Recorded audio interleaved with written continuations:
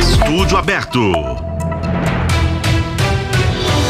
A AMIG, Associação dos Municípios Mineradores de Minas Gerais e do Brasil, lançou nesta quinta-feira a edição Facsímile 2022 do livro A Concessão Itabira Iron, a origem da Vale e os primórdios da indústria da mineração no Brasil. Obra publicada em novembro de 1934 pelo mineralogista Clodomiro Augusto de Oliveira, professor e diretor da Escola de Minas de Ouro Preto, faz um relato sobre a exploração do minério de ferro nas jazidas de Itabira, que fica na região central de Minas Gerais. O livro traz a trajetória da mineração em Itabira e o relançamento, e no estado de Minas Gerais, e o relançamento também lança a luz sobre o futuro da mineração e das cidades mineradoras do estado. Sobre esse assunto, eu converso agora aqui no Estúdio Aberto com o consultor de Relações Institucionais e Econômicas da AMIG, Valdir Salvador. Valdir, ótima noite, obrigado pela gentileza de aceitar o nosso convite mais uma vez. Muito boa noite, muito prazer, AMIG sempre à disposição, à sua disposição, à disposição dos ouvintes. Valdir, vamos falar desse livro que foi relançado hoje, né, e que traz esse resgate, né, do início, dos primórdios da mineração em Itabira, na região central de Minas. A AMIG lançou hoje uma edição facsímile desse livro que foi lançado a primeira vez em 1934, como você falou, pelo Clodomiro de Oliveira.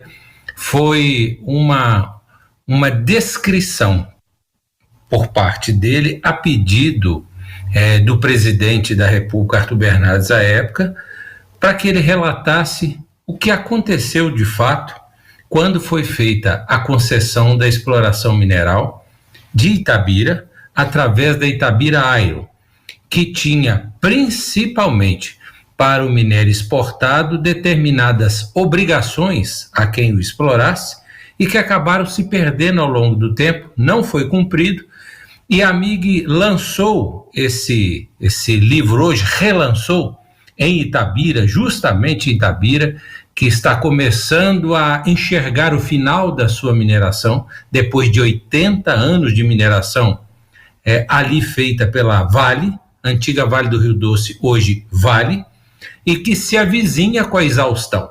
Então, nós lançamos esse livro lá, com o objetivo, inclusive, de marcar uma nova postura da AMIG, um novo posicionamento da AMIG em relação à mineração brasileira, com 4 itens básicos, principais, fundamentais à exploração mineral brasileira, que foram entregues há aproximadamente 60 dias a 4 presidenciáveis, e agora já foi enviado à comissão de transição para que chegue às mãos do presidente eleito Luiz Inácio Lula da Silva, com as 4 metas que nós temos para serem trabalhadas. Então, o livro vai ser, ele vai irrigar, ele vai alimentar o discurso das cidades mineradoras, dos estados mineradores, para que o país reveja alguns princípios, alguns procedimentos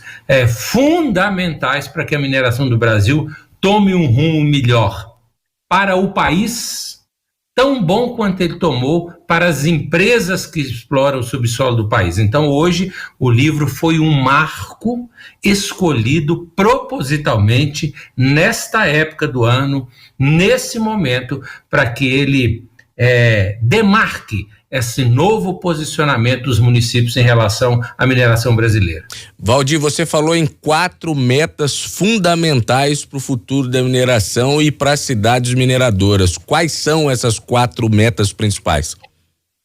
A primeira delas, e que nós já fizemos chegar, como eu acabei de dizer, ao presidente Luiz Inácio Lula da Silva, através da equipe de transição, é que seja respeitado pela primeira vez desde que a Lei 13.540 foi aprovada, na época, no finalzinho do governo Temer, em dezembro de 17, que seja respeitado 7% da arrecadação da CEFEM destinados à Agência Nacional de Mineração.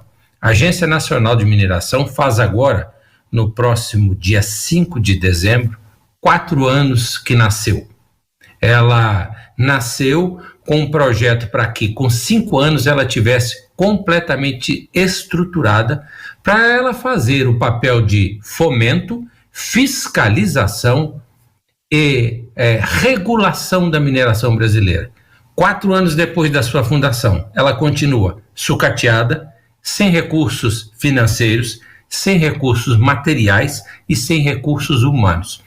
Para que todos que estejam nos ouvindo tenham noção da calamidade que se tornou a gestão minerária do subsolo brasileiro por parte dos governos. Anteontem, nós tivemos uma reunião, os 47 municípios afiliados à AMIG de 7 estados brasileiros. A AMIG representa hoje, nos subsolos dos municípios afiliados à AMIG, acontece mais de 75% de toda a mineração brasileira. Esses municípios reuniram com o Superintendente Nacional de Arrecadação, Daniel Polak, anteontem, para que nós discutíssemos como nós trabalharemos juntos em 2023 com os novos fiscais que foram cedidos pelos municípios para fazer a fiscalização da atividade da mineração brasileira, que há anos não consegue fazer. E ele nos deu um dado ainda mais estarrecedor. Hoje no Brasil existem 34 mil títulos minerários ativos, concessões minerárias ativas, lavras minerárias. Dessas 34 mil, 13 mil recolhem CEFEM. E para fiscalizar todo esse pessoal, existem 5 fiscais na Agência Nacional de Mineração. 34 mil títulos ativos, 13 mil recolhem CEFEM e 5 fiscais para fazer fiscalização. Ou seja, não há fiscalização na atividade mineral do Brasil. Então, o primeiro item é que os 7% da agência, que são 7% de tudo aquilo que é arrecadado de CEFEM no Brasil, seja destinado à agência para que ela se estruture, se modernize, para ela fazer regulação, para ela fazer fiscalização e para ela fomentar a economia do Brasil. O Valdir, depois também... Diga, por favor, conclua. O segundo item é uma revisão da Lei Candir, de forma que não haja mais incidência da Lei Candir sobre os recursos minerais renováveis, não renováveis. Ou seja, a Lei Candir, instituída no Brasil em 1996, foi colocada tirando o ICMS de todo o produto brasileiro exportado para que a gente não perdesse competitividade no mercado mundial, para dar mais velocidade comercial e competitividade a qualquer produto produzido aqui e levado ao mundo. Mas há uma diferença em todos esses produtos com a riqueza mineral brasileira. Vou dar um exemplo aqui, por exemplo, da safra brasileira. O Brasil é um dos recordistas de grão, bate aí recorde ano a ano, primeiro maior, segundo maior produtor mundial de alimentos. Tá certo, a cada 6 meses você faz uma renovação de safra e você nunca faz uma renovação de riqueza mineral. Nunca faz. Então, foi imposta a Lei Candir, deu um prejuízo bilionário aos estados brasileiros que deixaram de arrecadar ICMS, consequentemente aos municípios mineradores também, com um compromisso do governo federal de compensar esses municípios através da receita que as mineradoras trazem ao governo federal, imposto de renda, etc. Nunca foi compensado. Os estados têm uma dívida bilionária e todo mundo sabe, por exemplo, as dificuldades do estado de Minas Gerais, que é o nosso estado que não consegue sequer pagar corretamente as suas contas. Enquanto isso, a mineração brasileira exporta 82%, por exemplo, aproximadamente 82% de toda a sua produção de ferro, de minério de ferro, livre de ICMS. Nós precisamos de haver uma revisão de forma que para bens não renováveis, como é o caso do minério de ferro, volte a incidir ICMS. O terceiro item é que haja no Brasil um novo posicionamento do país em relação às concessões minerais. Nós assistimos concessões de rodovias, de ferrovias, de aeroportos, de energia elétrica, etc, etc. Todas têm prazo. Você vai explorar o aeroporto por 30 anos. Depois desse prazo, a sua empresa é avaliada, é colocado um novo edital no mercado e a melhor empresa que faz as melhores ofertas ao Brasil, por exemplo, vai explorar aquele aeroporto. Com relação a recursos minerais, não. Você faz uma pesquisa, transforma em lavra, é dedicada a você a concessão do melhor ou um dos melhores subsolos, com uma das maiores riquezas geológicas do mundo, que é do Brasil, e a concessão é ad eterna. Você nunca mais é avaliado, você nunca mais precisa de concorrer para que essa concessão seja revisada ou disputada no mercado, em detrimento a ganhos que poderiam vir para os municípios, para os estados e para o país. Então nós vamos pedir, já está formalizado junto ao novo governo, que as concessões minerais tenham prazos, é claro que com critérios, em função dos investimentos que é feito naquela atividade, mas que também a gente sabe que já foram amortizados ao longo desse tempo. Então, é preciso fazer isso. E um quarto item é que a modernização do Código Mineral Brasileiro, que está em curso, ontem à tarde mesmo nós tivemos uma reunião na Câmara Federal sobre a relatoria do Joaquim Passarinho, que é um deputado federal do Pará, para avaliarmos o novo Código Mineral Brasileiro. E nós estamos pedindo que os municípios mineradores tenham um papel de destaque no Código Mineral Brasileiro, já que a última versão apresentada há um ano atrás, por uma deputada que era a relatora do Código, previa, por exemplo, que o município não precisaria mais de sequer anuir, concordar com a atividade de mineração no seu subsolo. Ela poderia tratorar o município, sem verificar a compatibilidade com as leis municipais, com as questões ambientais, com o plano diretor, etc. Nós não concordamos à época, protestamos e agora queremos que os municípios sejam respeitados e que eles tenham condição de anuir nessa licença que é dada na declaração de conformidade. E também não concordamos, como foi apresentado há um ano atrás, que os planos diretores sejam subservientes à atividade de mineração.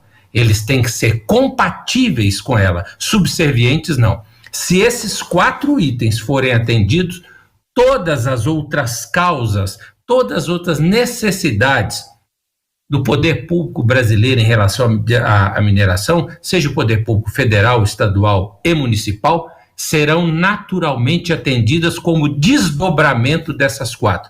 Mas, como estão, não é possível continuar. E o livro que foi lançado hoje em Itabira mostra que houve um erro ao longo desses anos. Em 1934, quando foi lançado o livro, mostrava claramente que a Itabira Iron tinha que pegar 5% de todo o minério que era explorado e exportado do país, 5% tinha que ficar no Brasil e obrigatoriamente ser transformados em produtos que gerassem maior valor agregado, siderurgia, metalurgia, etc, etc, etc. E isso para que fosse criado no Brasil uma política de transformação do bem mineral, que não se exportasse apenas o bem in natura como ele vai, para que ele seja transformado em aço, em componentes eletrônicos, em tantas coisas como ele acontece mundo afora, na China, no Japão, na América do Norte. Naquela época já existia a necessidade de que as empresas que ganhassem a concessão ficassem com a obrigação de transformar 5% de todo o material exportado aqui no Brasil, em aço, em produtos siderúrgicos, metalúrgicos, etc. Nunca aconteceu. Além disso, ainda veio a Lei Candir para tirar do Estado brasileiro mais o ICMS, que trazia uma outra receita. Então, não deu certo. Nós reeditamos o livro hoje para que ele dê uma balançada no país, para que ele faça com que o país repense a atividade mineral. Ela tem que ser tão boa quanto ela é para a iniciativa privada, quanto ela precisa ser para o poder público brasileiro. Foi com esse objetivo que foi relançado esse livro histórico em Itabira hoje e vai ser relançado na Academia Mineira de Letras no primeiro trimestre do ano que vem, para que haja um repensamento, se assim posso dizer,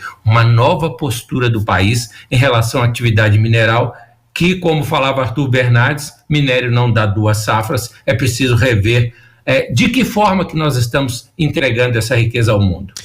Estou conversando aqui com o Valdir Salvador, ele que é consultor de Relações Institucionais e Econômicas da AMIG, a Associação dos Municípios Mineradores de Minas Gerais e do Brasil. A gente está caminhando para o final, mas eu não posso deixar de registrar aqui também a participação do nosso ouvinte Geraldo, que mora em Santa Bárbara, uma região também de mineração, e além de todo o impacto econômico também, ele dizendo aqui sobre a situação social, e aí ele falando e cobrando também a questão de fiscalização, não só da atividade em si, mas também fiscalização de barragens, enfim, tudo que envolve a mineração, que vai ter também aquele impacto na comunidade que está envolvida ali diretamente, né, Valdir? Exatamente. Quando a gente fala que a agência precisa receber os 7% que ela tem direito, ano passado, por exemplo, o país arrecadou 10 bilhões e 100 milhões de CEFEM. 7% disso, 700 milhões deveriam ser destinados à agência. Foi destinado pouco mais de 160 milhões, ou seja, é um absurdo. E aí falta dinheiro para fiscalização de CEFEM, para fiscalização de barragens, como falou o nosso amigo ouvinte de Santa Bárbara, para fiscalizar as questões trabalhistas, para verificar as questões ambientais, as mais diversas que precisam ser fiscalizadas, não é apenas para fiscalizar a CEFEM. E quando o ouvinte fala aí dos impactos que são causados, eu passei pela região dele hoje, Santa Bárbara, Barão de Cocais, Rio Piracicaba, São Gonçalo do Rio Abaixo, Itabira, Catas Altas, são cidades de que, além de serem compensadas com royalty e com o novo ICMS que há de vir no Brasil, é preciso que as empresas sejam parceiras desses municípios na atração de novos negócios para suas cidades.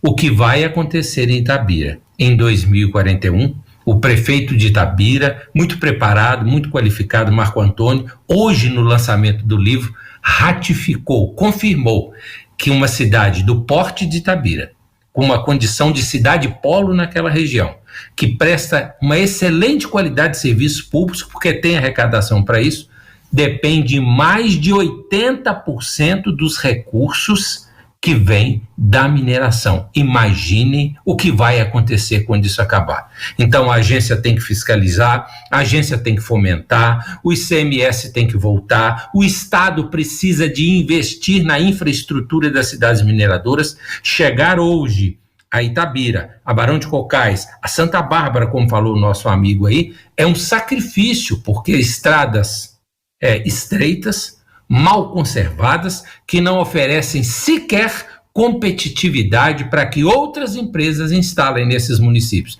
Então o Itabira Iron é para que dê uma sacudida em todo mundo, fala, peraí, não podemos entregar o que nós temos de melhor por uma condição tão boa para as empresas e tão comum para as cidades, para os estados e para o país minerador que é o Brasil. Valdir Salvador, consultor de Relações Institucionais e Econômicas da AMIG, muitíssimo obrigado pela gentileza de atender o nosso convite. Até a próxima, Valdir.